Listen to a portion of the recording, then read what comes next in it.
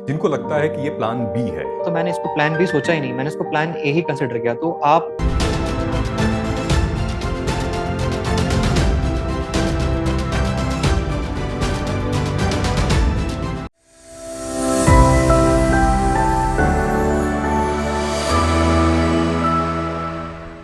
So hello everybody, नमस्कार। मैं हूं सिद्धार्थ, आपका मेंटोर, फ्रेंड, फिलोसोफर, गाइड। अभी अभी आपने जो थंबनेल देखा, फिर ट्रेलर देखा, दानिश हमारे साथ हैं और बहुत ऑसम कॉन्वर्सेशन होने वाली है यहाँ पर। दानिश ईपीएफओ के टॉपर रह चुके हैं और ऑलरेडी सर्व कर रहे हैं इंडियन गवर्नमेंट को। सो आज की इस कन्वर्सेशन में यार हम सब लोग डिस्कस करेंगे कि आखिर ये लास्ट मोमेंट आपको पता है, just few moments are left. हमारे ईपीएफओ का एग्जाम है 2 तारीख को और बहुत मुश्किल से जो टॉपर्स हैं वो ऑलरेडी अपनी ड्यूटी पे हैं, हम उनसे रूबरू हुए हैं, डिस्कशन कर रहे हैं। तो आज आपके समक्ष मैं बुलाना चाहता हूं ईपीएफओ 2021 के टॉपर दानिश अंसारी जी को। Danish ji, thank you so much for connecting with Adda 24/7 IAS. Hi Siddharth, बहुत बहुत शुक्रिया आपका। Thank you so much and thank you for giving me this opportunity to talk to you. Great, thank you so much Danish. बहुत वक्त लग गया, ये कॉन्वर्सेशन बहुत पहले हो जानी चाहिए थी, मेरी तरफ से पहल बहुत बाद में आया, but I am glad that you have spare time at least in this busy schedule. Great. Thank you so much. Actually, as I've already told you that I am undergoing training, so that is why it was little difficult for me to carve out some time. And anyway, it's an honor for me to join at such a big platform. Thank you so much. Thank you so much for saying that. So let us start the conversation. Danish, आप EPFO crack करके आज आप service में हैं और 2 तारीख को paper है ईपीएफओ का। तो मैं आपसे पहले ये नहीं पूछूंगा, मैं वैसे आपसे पहले ये पूछता हूँ कि आपका बैकग्राउंड क्या है, क्योंकि बहुत सारे audience they wanted to know who is Danish and where is he coming from. कहीं उन्हीं भीड़ में से तो नहीं है जहां से एस्पिरेंट्स आते हैं। Okay. कौन नहीं चाहता उसका मेंटर एक यूपीएससी टॉपर हो या इंडिया की बेस्ट फैकल्टी में से एक हो। आपका सपना भी पूरा होगा क्योंकि हम मेंटर्स और ये टॉपर्स आपको गाइड करेंगे। बस आपको आईएएस आईपीएस की तैयारी में उतरने का फैसला लेना है, उसके बाद का सारा डिसीजन हमारा। ज्वाइन करिए यूपीएससी सीएससी का फाउंडेशन बैच और कोड यूज करिए जय हिंद। जय हिंद नाम का कोड यूज करिए, इससे न सिर्फ आपकी तैयारी का खर्चा सस्ता होगा बल्कि बहुत अच्छा होगा। नीचे दिए हुए डिस्क्रिप्शन में फॉर्म फिल करिए, उसके आगे की जिम्मेदारी हमारी। So basically, my name is Danish Ansari, okay, and I come from district Bijnor, UP. जी। एंड ग्रेजुएशन मेरा अलीगढ़ मुस्लिम यूनिवर्सिटी से हुआ है, बीए ऑनर्स। +2 मेरा मैथ्स था, तो that was a little switch के +2 तक साइंस देन आर्ट्स। ओके। सो बहुत से लोगों के मन में ये रहता है कि सिर्फ इंजीनियर्स आजकल क्रैक कर रहे हैं जो आर्ट्स बैकग्राउंड से हैं, प्रॉब्ली वो कहीं अपने मन में इंफीरियर फील करते हैं। तो ये शायद उनके लिए एक हो सकता है मोटिवेशन जैसा मैं कह सकता हूँ, या इंस्पिरेशन थोड़ा बहुत भी मुझसे अगर मिल पाया तो, कि आर्ट्स से पढ़ के भी हो जाता है। 2017 में मेरा ग्रेजुएशन कंप्लीट हुआ था एंड उसके बाद से ही I started preparing for civil services. Okay. उसके बीच में 2-4 एग्जाम्स और भी दिए मैंने। तो this is how my journey had been till now. Okay, ये मतलब पिछले 8-10 साल का एक्सपीरियंस आपने 15 सेकंड में बता दिया है। मैं इसको मैं इसको डिकोड करना चाहता हूँ। सो यू सेड आपने एएमयू से ग्रेजुएशन किया है एंड देन उसके बाद फिर हाँ जी। आपने कोई मास्टर्स पोस्ट ग्रेजुएशन कर रखा है? नहीं सिद्धार्थ, सिर्फ ग्रेजुएशन किया है मैंने, क्योंकि मैं ओके। बहुत क्लियर था अपने इसमें कि ग्रेजुएशन ही रिक्वायरमेंट होती है मिनिमम किसी भी एग्जाम के लिए राइट, इंडिया में। Right, right, great. I think जो हमारी यूपीएससी की एनुअल रिपोर्ट भी आई है ना, उसमें भी यही, instead of aspirants investing in graduation they invest in civil services examination. So right right right. Great, great choice. And I think उसी डिसीजन के बदौलत आप आज यहाँ पे इस पोजीशन में हैं। साइमल्टेनियसली वो चेंज क्या था 12th में, मैथ्स और फिर आर्ट्स, मतलब कहाँ से वो चेंज आया? एक्चुअली उसके पीछे भी छोटी सी एक स्टोरी है। I would like to just do it in a few seconds. I wanted to become a fighter pilot and right after +2 I appeared for National Defence Academy. Okay. Luckily, I got into it in my very first attempt. So I joined the academy. I was there for some time, but due to some personal issues, I had to leave the academy. So that is how I ended up doing arts, it was not in my plan. And engineering कभी करनी नहीं थी, plus two के बाद fighter pilot बनना था, NDA करना था, तो that is how I chose to opt for arts, and psychology had been my favorite since time, so I opted for psychology. So I've done my graduation in psychology actually. Okay That is, yeah. Okay so can I ask you the next question with regards to UPSC civil services कि आपने हम्म। इसके attempts दिए हैं, क्या psychology optional था वहां पे आपका? हाँ जी, हाँ जी, मैंने यूपीएससी का ऑप्शनल साइकोलॉजी ही रखा स्टार्टिंग से। Okay okay great. सो कितने अटेम्प्ट्स आपने यूपीएससी में दे रखे हैं? I have given 5 attempts as of now. Okay हाँ, और मुझे प्रीलिम्स भी मेरा अभी तक क्वालिफाई नहीं हुआ था किसी भी एग्जाम में। Okay So in 2020, I made up my mind to appear for EPFO, that I need something to bank upon. Okay Because for definitely if you have been preparing for 5 years continuously and getting failures after failures, no, that brings you down actually. So, definitely definitely so you need to have some backup. Yeah. अच्छा, आप Danish, were you also working while you were preparing for UPSC या फिर totally full time aspirant? No, no, full time. I had dedicated my full time to this preparation. I appeared for some exams in which I qualified also. Like I appeared in SSC CGL in 2017. I अच्छा qualified that but did not join. Then I appeared for IB ACIO last year hmm, itself. I had my joining in November, but I didn't join it. So that is how. क्या बात है, काफ़ी ज़्यादा ही मतलब struggle and phases you have gone through, because I totally understand यार, 5 attempts और वो भी फुल टाइम एस्पिरेंट्स के साथ, मतलब हम अंदाज़ा नहीं लगा सकते वो यहाँ पे क्या चल रहा होगा, मतलब वो प्रेशर कुकर बन जाता है ऊपर हाँ लिटरली। हाँ। तो मैं आपसे 2 मिनट इस पे बात भी करना चाहता हूँ, बिकॉज आई थिंक लाइफ का एक बहुत बड़ा सिलेबस है ये, मेंटल स्ट्रेंथ, योर कॉन्फिडेंस, आपका बॉडी लैंग्वेज, पर्सनालिटी डेवलपमेंट। तो राइट, पाँच राइट। 5 साल का क्या निचोड़ रहा है आपका, कुछ आप बता सकते हैं कि what the life lessons have you learn from while preparing for UPSC? Definitely Siddharth, first of all तो फेलियर्स आपको हम्बल बना देते हैं। जब आप स्टार्ट करते हैं किसी एग्जाम को लेके ना, तो आपके जहन में बहुत बड़ी बड़ी चीजें होती हैं, मैं आईएएस बन जाऊंगा, मैं कलेक्टर बन जाऊंगा, I would do this do that.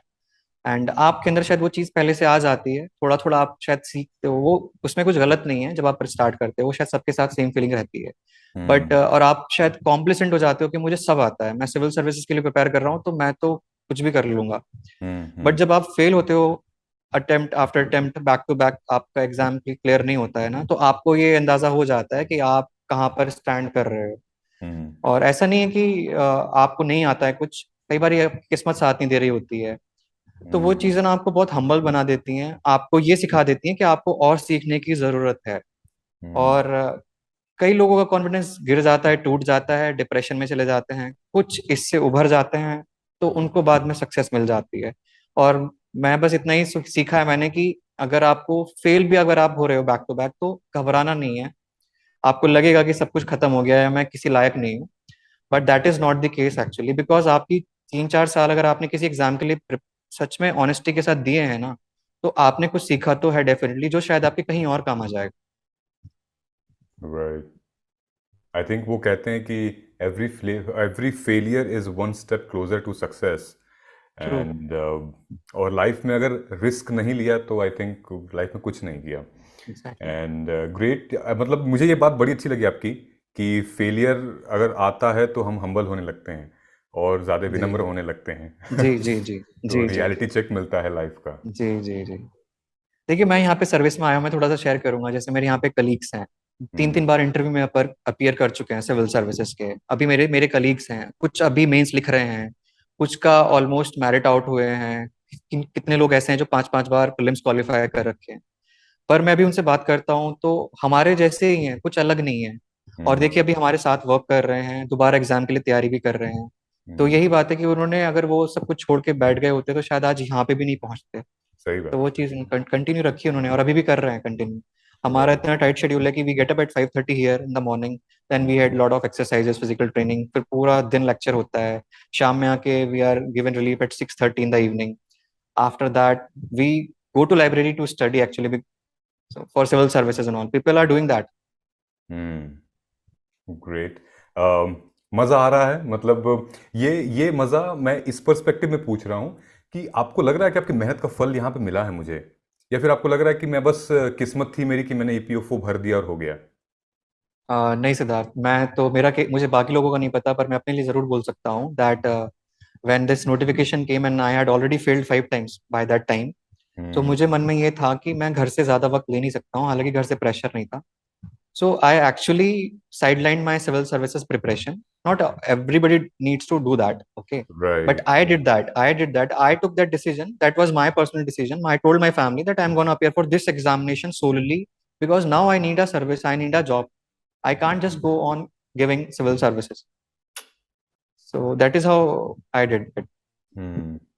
Danish, ये हिम्मत कहाँ से आती थी? मतलब पहला नहीं हुआ, दूसरा नहीं हुआ, तीसरा नहीं हुआ, चौथा नहीं, हम्म। पांच, मतलब कहाँ से ये आती थी कि get up and rise again, get up and rise again? Because आपके पहले वाले प्रीलिम्स बैच के साथ कोई बहुत आगे निकल गया होगा, आईएएस True, बन true, के true, और प्रमोशन true, हो गया true. होगा।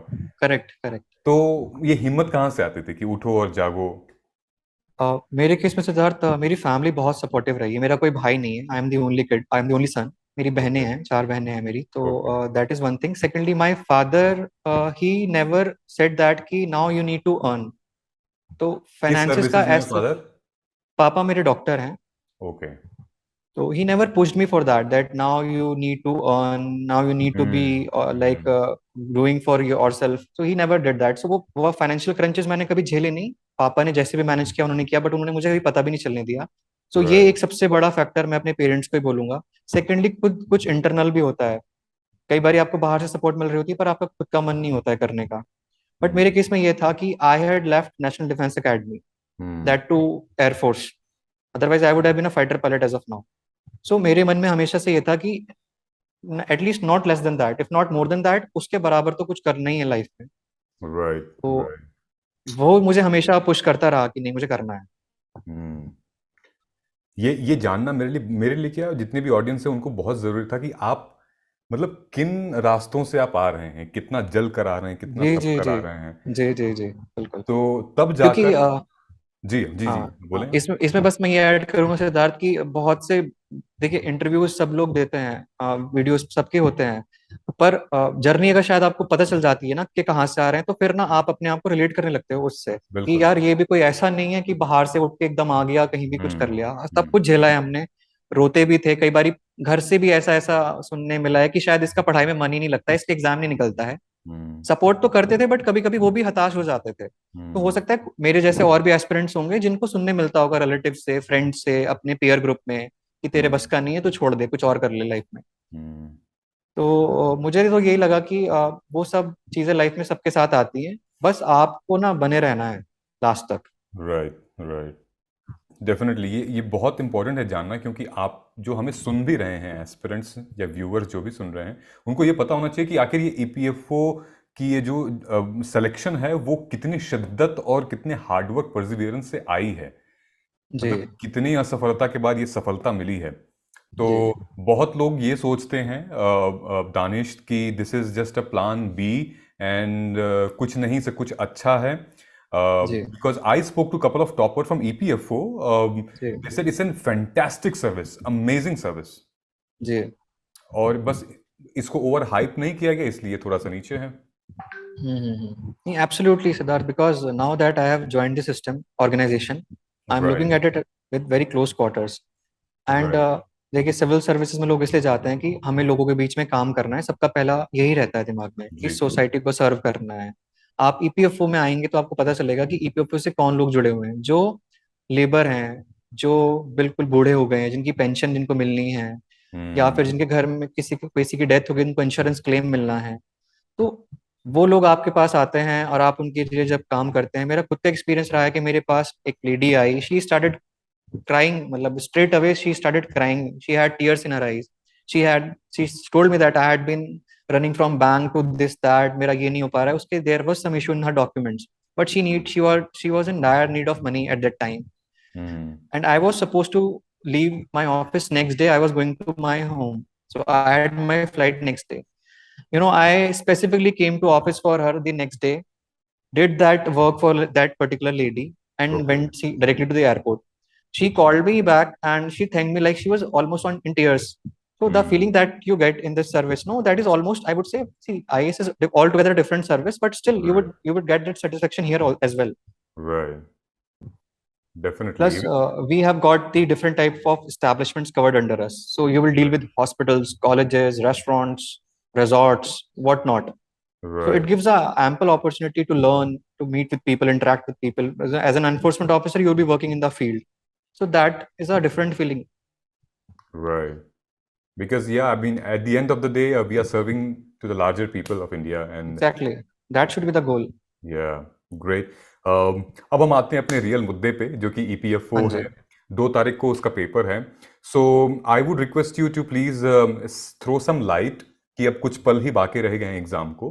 किस हम्म तरीके से एस्पिरेंट्स मतलब तैयार करें उसको। हम्म। और देखिए, सबसे पहले मैं ये बोलूंगा कि कुछ भी नया मत पढ़िएगा। जितना आपने पढ़ा है ना, वो सफिशिएंट है, उसमें आप यकीन रखिएगा बिल्कुल एग्जैक्ट कि आपको वही करना है, वही पढ़ना है जो आपने पढ़ा है। आपकी अब तक की मेहनत ही आपको काम आएगी।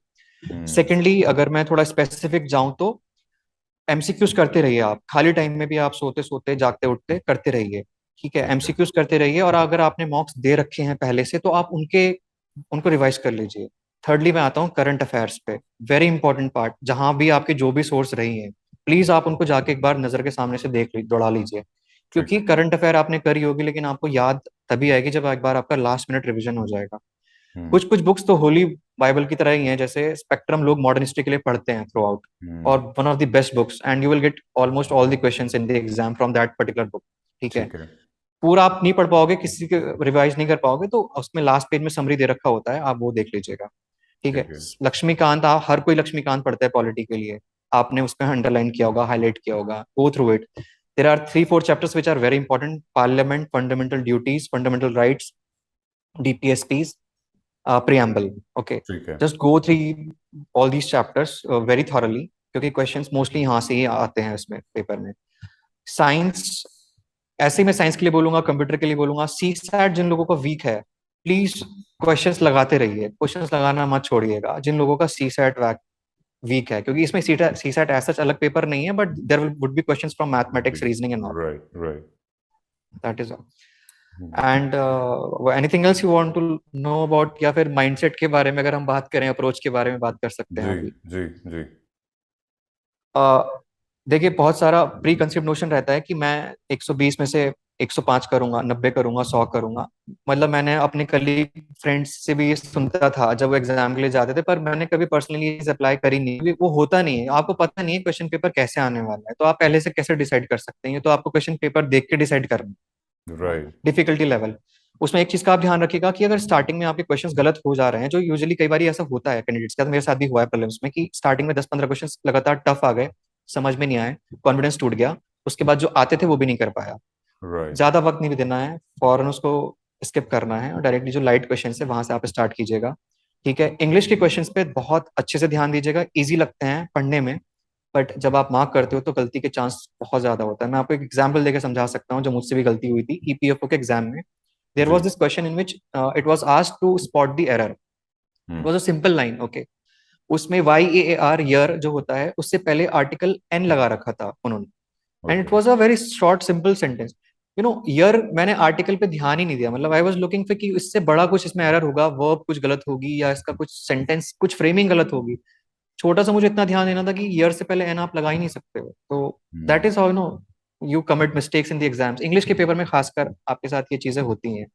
तो इंग्लिश को आप खास करके इजी मत लीजिएगा, ध्यान से मार्क कीजिएगा, 2-3 बार पढ़ के मार्क कीजिएगा। हो सकता है जो एरर आपको लग रहा हो वो एरर ना हो, क्योंकि इसमें क्वेश्चन इस राइट। तरह के आते हैं। राइट। जी। इसका आपने इंटरव्यू का भी पैनल बोर्ड आपने फेस किया है, बिकॉज इसके हाँ बाद तो जी। फिर इंटरव्यू का ही जो राउंड आता है वो आता है। Right right right Siddharth. क्या एक्सपीरियंस था आपका इंटरव्यू का, या फिर कोई सजेशन आप देना चाहेंगे in case candidate if they are preparing उसके बाद। देखिए, इंटरव्यू में जाने से पहले आपसे डैफ फिल कराया जाएगा, which is known as detailed application form. So जी। Your interview would be based completely on your DAF. जी। So DAF includes your basic details, like आप कहाँ से कहाँ बिलोंग करते हैं, आपका राइट। ग्रेजुएशन किस सब्जेक्ट में हुआ है, आपकी राइट। हॉबीज क्या हैं, और अगर आपका प्रीवियस वर्क एक्सपीरियंस है तो वो क्या है। तो ये 4-5 वर्टिकल्स हैं जहाँ से क्वेश्चंस पूछेंगे वो। मेरे राइट। केस में मेरी हॉबीज और ग्रेजुएशन सब्जेक्ट पे पूछा था, और मतलब it was very surprising for me that no no not even a single question was asked from EPFO as such, कि ओके। ईपीएफओ से रिलेटेड कुछ भी नहीं पूछा था। हालांकि बहुत सारे कैंडिडेट्स ऐसे भी थे जिनसे ईपीएफओ के बारे में ही ज्यादा पूछा था। ओके। सो मैं तो यही सजेशन दूंगा कि आपका जो डेफ होगा आप उसके ऊपर क्वेश्चंस तैयार करके जाइएगा, राइट फ्रॉम योर नेम। मतलब मैं तो यहाँ तक भी तैयार करके गया था कि अगर दानिश का मतलब ही पूछ लें, या फिर जी। दानिश और के क्या जी। क्या मतलब होते हैं। जैसे डेनमार्क राइट। के सिटीजन्स को भी डैनिश कहा जाता है। एंड आपका बर्थडे, जैसे मेरा बर्थडे 3rd Feb को फॉल करता है, तो 3rd Feb में क्या क्या इवेंट्स हुए हैं, ठीक है। They can ask you anything under the sun, right. but not, you don't have to answer almost everything. Even I could not answer 7 8 questions there, ठीक है। तो but that is not कि that does not mean that you do not know anything। मतलब वो जज कर लेते हैं कि आप प्रेशर कैसे झेल हैंडल कर पा रहे हैं। Right. That is one thing. Right. One last question to you would be, I would request you to please throw some light. आप ये एस्पिरेंट्स को बताएं जिनको लगता है जी कि ये प्लान बी है, इसके लिए मुझे लास्ट बहुत सारे, आई टेल यू समथिंग, बहुत सारे एस्पिरेंट जो हैं वो अभी एक हफ्ते में पढ़ेंगे, जी ठीक है। और जी तो उनके लिए आप प्लीज गाइड करिए कि मतलब this is not plan B, इसको भी हम प्लान ए कर सकते हैं। And I true think it's a great service, और इस पे भी हम ट्रू ज्यादा फोकस कर सकते हैं, बिकॉज अनसर्टेनिटी तो यूपीएससी आईएएस पीसीएस वाले एग्जाम में भी है, फॉरेस्ट सर्विसेज में भी, एवरीवेयर। Correct correct. देखिए प्लान ए प्लान बी आप सही बोल रहे हैं। जैसे मैंने खुद अपना बताया ना, मैं वही चीज बोलना चाहूंगा कि जब मैंने इसके लिए सोचा ना, तो मैंने इसको प्लान बी सोचा ही नहीं, मैंने इसको प्लान ए ही कंसिडर किया। तो आप सबसे राइट। पहले अपने जहन में ये डालिएगा बात कि मुझे इसको सिविल सर्विसेज की तरह ही करना है, ये मेरे लिए यही सर्विस होने वाली है आगे टाइप में। राइट। सेकेंडली मैं आपको अगर थोड़ा सा इसमें पॉजिटिव बताऊं कि देखिए फर्स्ट प्रमोशन हमारा एज एन असिस्टेंट कमिश्नर हो जाएगा। So we right. Would be as good as an IRS equivalent anyway in some time. Okay, it is just right. A matter of time. So anyway you are reaching up to that level, no. सो वो आपके कभी आप मन में आपके ये मलाल नहीं रहेगा कि यार वो सर्विस नहीं मिली जो चाहता था। You will reach there, eventually you will reach there. सबसे बड़ा मोटिवेशन आपके लिए यही होगा। और आपने सिविल सर्विसेज के लिए अगर डेडिकेट किया है ना कुछ टाइम, तो प्लीज आप उस पर इतना कॉन्फिडेंट रहिए ना, क्योंकि वही प्रिपरेशन आपके यहाँ पर पूरी तरह काम आने वाली है, ठीक हम्म। है। हम्म। तो आप तो बस इसको ऐसे समझ लीजिएगा कि मैं सिविल सर्विसेज का ही अटेम्प्ट देने जा रहा हूँ, and this is how it's going to be. Right. जी बस मेरी तरफ से इतना ही होगा इसके बारे में तो। नहीं, डेफिनेटली बहुत बहुत शुक्रिया, क्योंकि आखिरी लाइन आपने बोली बड़ी अच्छी बोली कि यही समझ के जाइएगा कि यूपीएससी सीएससी का ही अटेम्प्ट देने आप जा रहे हैं वहां पे। जी तो जी जी। वो मेरे ख्याल से वो कॉन्फिडेंस और वो सेंस ऑफ रिस्पॉन्सिबिलिटी भी आ जाएगी true based on true true. Right. Great. Anything would you like to add और से before we wrap up this session? I would just like to wish every aspirant all the very best. Do well, stay positive, and stay healthy also. It's very important. हाँ। That's it from my side. Right. बहुत बहुत शुक्रिया दानिश, मजा आ गया आपसे बात करके। Thank you so much. We all wish you great journey, और बहुत अच्छा करें आप अपने जॉब में। बहुत Thank you बहुत so much, शुक्रिया। Siddharth. It was a pleasure talking to you. Same here, thank you so much. Okay, bro. Bye. Alright, signing off.